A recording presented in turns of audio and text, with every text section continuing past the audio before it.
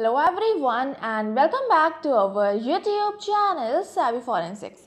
So friends, आज के इस वीडियो में हम बात करने वाले हैं एक केस के बारे में जो कि आपका लॉ ऑफ कंपैरिजन से रिलेटेड है, या फिर हम कह सकते हैं ऐसा एक केस है जिसकी हेल्प से हम लॉ ऑफ कंपैरिजन को बहुत आराम से समझ सकते हैं। बेसिकली जो भी केस होते हैं, जितने भी क्राइम्स होते हैं, तो उन सभी में ओवरऑल जितने भी आपके 7 प्रिंसिपल्स होते हैं वो सारे के सारे एप्लीकेबल होते हैं। बट यहाँ पर बेसिकली जो भी केस होते हैं तो उसमें कुछ ऐसी चीज़ होती है जिसमें एक लॉ ज़्यादा यूज़फुल रहता है। ठीक है, तो उसी तरह से आज के इस वीडियो में हम लॉ ऑफ कंपैरिजन को एक केस की हेल्प से समझने वाले हैं। और यहाँ पर बेसिकली एक केस नहीं, 2 केस होंगे। ठीक है, तो यहाँ पर जो आपका पहला केस है तो वो आपका है एक सीरियल रेपिस्ट का। So basically, after a serial rapist terrorized 23 women in Orlando, जिसका नाम था Tommy Lee Andrews. Tommy Lee Andrews एक क्रिमिनल था जो कि बेसिकली जो ऑरलैंडो में 23 वुमेन्स थी उनको उन्होंने टेरर कर रखा था। बेसिकली वो एक सीरियल रेपिस्ट था।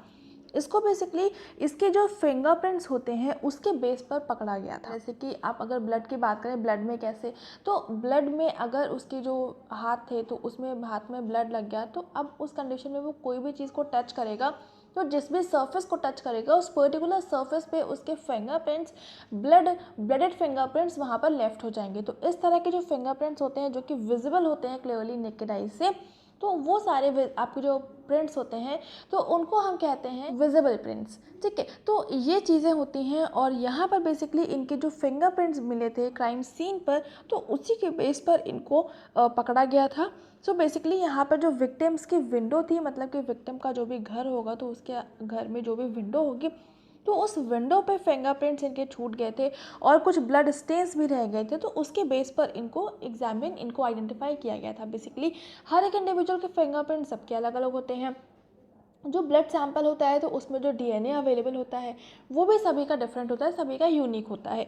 सो इसी वजह से इन्हीं चीज़ों का कंपैरिजन करते हुए बेसिकली जो आपके सिमिलर चीज़ें होती हैं, जो लाइक्स होते हैं, उन्हीं को कंपेयर किया जाता है। जैसे कि अगर लॉ ऑफ कंपैरिजन को एक लाइन में समझें, सो लाइक्स कैन बी कंपेयर्ड।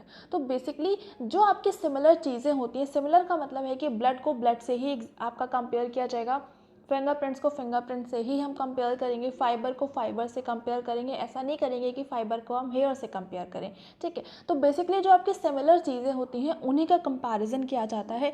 तो यहाँ पर इनके जो फिंगरप्रिंट्स मिले थे और जो इनका ब्लड स्टेन मिला था, तो इन दोनों चीज़ों का यूज़ करते हुए इनका यहाँ पर एग्जामिनेशन हुआ था, इनका आइडेंटिफिकेशन हुआ था। यहाँ पर उसके अलावा क्या हुआ था, several suspects were cross examined bye comparison of their fingerprints and blood type. जो इनका ब्लड सैंपल छूट गया था, जो इनके फिंगरप्रिंट्स छूट गए थे, तो उसके लिए बहुत सारे सस्पेक्ट और भी थे। तो उस कंडीशन में सभी के साथ में मैच किया गया था। तो उसमें जब सबके साथ में मैच किया गया तो लास्ट में सिर्फ इन्हीं के साथ में मैच किए थे फिंगरप्रिंट्स और ब्लड सैंपल भी।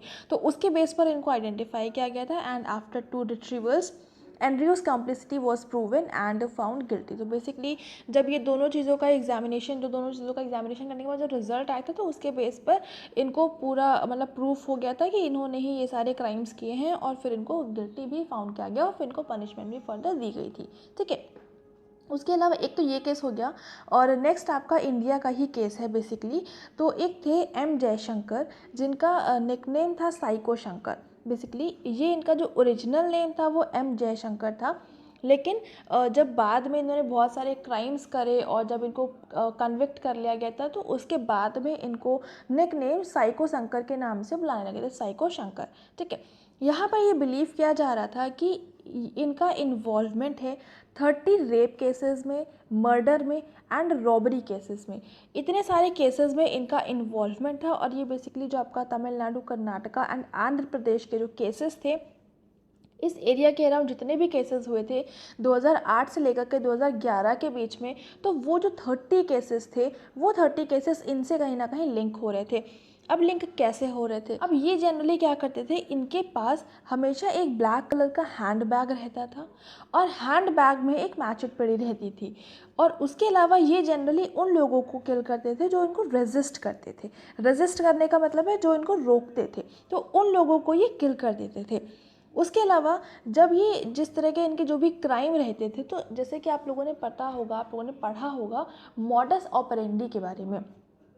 सो बेसिकली जब कोई एक इंडिविजुअल कोई क्राइम करता है तो वो क्या करता है कि उसके जो क्राइम करने का तरीका होता है और उसने बाकी और जितने भी क्राइम्स करे हैं उनके जो क्राइम करने का तरीका हुआ, तो अगर उसमें आपको कहीं ना कहीं सिमिलैरिटी मिल रही है तो वो आप एक अंदाज़ा लगा सकते हैं, एक अप्रॉक्सीमेट आइडिया दे सकते हैं कि हाँ ये इंडिविजुअल हो सकता है। डेफिनेटली आप नहीं कह सकते हैं, सिर्फ एक आप गेस वर्क करेंगे वहाँ पे और फिर आप पूरा प्रॉपर एग्जामिनेशन करेंगे हर चीज़ का। मॉडस ऑपरेंडी बेसिकली कोई भी जो क्रिमिनल होता है तो उसकी पूरी डिटेलिंग होती है। डिटेलिंग का मतलब है कि उसका नाम क्या है, उसकी जो बेसिक चीज़ें हो गई वो तो हो ही गई, उसका नाम, उसका कलर, उसका जो फेशियल एक्सप्रेशन है, उसका जो फेशियल स्ट्रक्चर है, किस तरह से आप उसको आइडेंटिफाई करेंगे, उसके कुछ आइडेंटिफिकेशन फीचर्स होंगे। उसके अलावा उस पर्टिकुलर इंडिविजुअल के क्राइम करने का क्या तरीका रहा था, किस तरह से उसने क्राइम किया था, किस पर्पस से उसने क्राइम किया था, क्या उसका मोटिव था, क्या सोच के उसने किया, तो ये सारी चीज़ों का एक पूरा डेटाबेस तैयार किया जाता है, एक पूरा एक फॉर्म तरह का रहता है, तो उसमें लिखा जाता है। तो उस चीज़ को मॉडस ऑपरेंडी कहते हैं, जिसमें पूरा डेटाबेस होता है उस पर्टिकुलर क्रिमिनल का। तो जब आप उस चीज़ को किसी दूसरे क्राइम से कंपेयर करते हैं और आपको पूरी की पूरी सिमिलैरिटी मिलती है, मतलब हर एक चीज़ एक दूसरे से लिंक हो रही होती है, बिल्कुल सेम टू सेम वैसे ही हो रहा होता है, तो उस कंडीशन में आप एक अप्रॉक्सीमेट आइडिया दे सकते हैं कि यही सेम इंडिविजुअल रहा होगा। ठीक है, तो अब इसमें हुआ क्या था, he used to kidnap women near dhaba, और जो बेसिकली आपके रोड साइड के रेस्टोरेंट्स होते हैं हाईवे के आसपास, तो वहाँ पर बेसिकली उन जो भी वुमेन्स रहती थी उनको ढाबा के पास से किडनैप करते थे and then rape and kill them brutally. ठीक है, अब इनको ये बेसिकली टारगेट करते थे womens in farm houses and rural areas, जो रूरल एरियाज़ और फार्म हाउस की वुमेन्स रहती थी तो उन्हीं को बेसिकली टारगेट करते थे। तो यहाँ पर बेसिकली एक तरह का पैटर्न फॉलो हुआ। पैटर्न कैसे फॉलो हुआ, एक तो ये जनरली जो हाईवे के पास के जो ढाबा होते हैं जिनको रोड साइड रेस्टोरेंट बोलते हैं, उसी एरिया के पास से वुमेन्स को किडनैप करते थे, उनका रेप करते थे एंड देन उनको ब्रूटली किल करते थे। तो ये आपका सीक्वेंस लगभग जो 30 केसेस हुए थे मर्डर के, रॉबरी के, तो इसमें लगभग जो मर्डर और रेप केसेस थे तो इसमें लगभग सेम पैटर्न फॉलो हो रहा था, सेम तरीका, सेम चीज़ फॉलो हो रही थी, एक सीक्वेंस वही फॉलो हो रहा था। ढाबा के पास से जो ढाबा के मतलब जो आपके हाईवे के पास के ढाबाज होते थे तो वहाँ से ही किडनैप करते थे, जनरली रूरल एरियाज़ की या फिर फार्म हाउसेस की वुमेन्स होती थी। तो ये चीज़ आपकी लगभग सिमिलर थी और आपका तमिलनाडु, कर्नाटक और आंध्र प्रदेश इस एरिया के आसपास ही आपके जनरली इस तरह के केसेस देखे गए। और आपका जो ईयर था वो 2008 से लेकर के 11 के बीच का था। तो इसमें आपका कुछ कंपैरिजन दिखा, एक जो केस हुआ था उसका लिंक दूसरे से दिखा, मतलब कि जो आपका जिस तरह का क्राइम एक केस में हुआ था सेम उसी तरह का क्राइम आपका सेकेंड केस में हुआ। तो इस तरह से जब काफ़ी सारे केसेस में सिमिलैरिटी देखने को मिलती है तो उस कंडीशन में आप पूरा प्रॉपर अच्छे से एनालिसिस करने के बाद में ये चीज़ बता सकते हैं कि पर्टिकुलरली अगर कोई एक ही इंडिविजुअल क्राइम कर रहा है तो वो कौन है। ठीक है, तो यहाँ पर बेसिकली चेन आपका जो मॉडस ऑपरेंडी होता है उस चीज़ का फॉलो करते हुए जो आपका बेसिकली सिमिलैरिटीज़ होती हैं उनका एग्जामिनेशन करते हुए आप किसी भी तरह के केस को आइडेंटिफाई कर सकते हैं।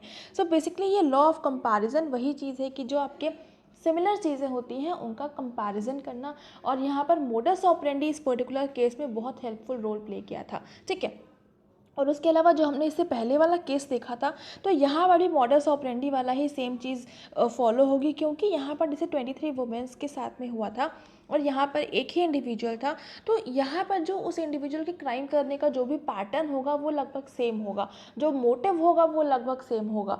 तो यही चीज़ आपकी मॉडस ऑपरेंडी बताती है। तो ये चीज़ें आपकी लॉ ऑफ कंपैरिजन में इंडिकेट क्लियरली कर सकते हैं, क्योंकि यहाँ पर क्या है कि चीज़ें जैसे कोई एक क्राइम हुआ है तो उस क्राइम से रिलेटेड और सारे उसी तरह के क्राइम्स होते हैं तो वो आपके सिमिलर पैटर्न को फॉलो करते हैं। तो ये चीज़ आपकी एक तरह से कह सकते हैं कि लॉ ऑफ कंपैरिजन को फॉलो करती है। बाकी लाइक्स कैन बी कंपेयर, तो ये एक तरह से एक लाइन में हम डिनोट कर सकते हैं लॉ ऑफ कंपैरिजन को। ठीक है, सो आई होप यहाँ तक आपको बेसिकली दोनों केसेस अच्छे से समझ में आ गए होंगे। केस को स्टडी करने का बेसिकली यहाँ पर ये मतलब होता है कि जब आप किसी केस की पूरी डिटेल्ड एनालिसिस करते हैं, उसके जो इम्पोर्टेंट कंसेप्ट्स होते हैं उनको समझते हैं, तो उससे आपको समझ में आता है कि किसी भी तरह की केस के साथ में कैसे डील करना होता है।